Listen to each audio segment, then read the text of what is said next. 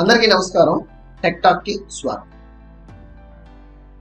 ఈరోజు data structures ఎలా నేర్చుకోవాలి అనేది తెలుసుకునే విషయాన్ని మీ ముందుకు తీసుకొచ్చాను. ChatGPT support. డేటా స్ట్రక్చర్ నేర్చుకుందాము అనుకున్న ఆలోచన చాలా మంచిదండి.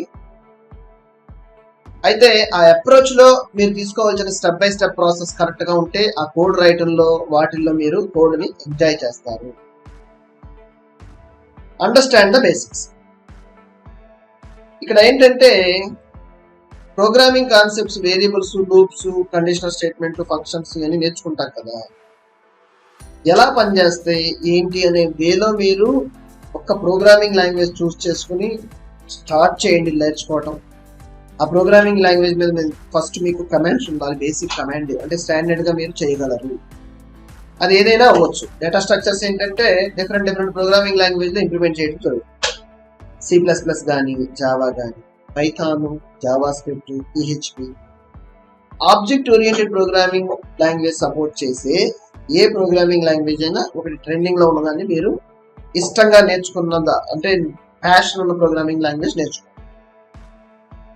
బేసిక్స్ నుంచి డేటా స్ట్రక్చర్ లో యారేస్, అసలు అరే డిక్లరేషన్ ఏంటి, మల్టీ డైమెన్షనల్ అరే ఏంటి, ఎట్లా మనం యారేస్ డీల్ చేయొచ్చు, లింక్డ్ లిస్ట్లు, స్టాక్, క్యూస్, ఆల్గరిథంలో వీటిని ఎట్లా మానిపులేట్ చేయొచ్చు, ఇలా. తర్వాత ప్రాక్టీస్ బాగా చేయడం వల్ల ఇవన్నీ మీకు మీ ఓన్ ఐడియాలజీని ఏ విధంగా దాంట్లో ఇన్సర్ట్ చేసి కొత్తదనం క్రియేట్ చేయొచ్చు అనే దానికి ఫస్ట్ మీరు ఎలిజిబుల్ అవుతారు. తర్వాత మీకు మంచి కాన్ఫిడెన్స్ రావడం జరుగుతుంది.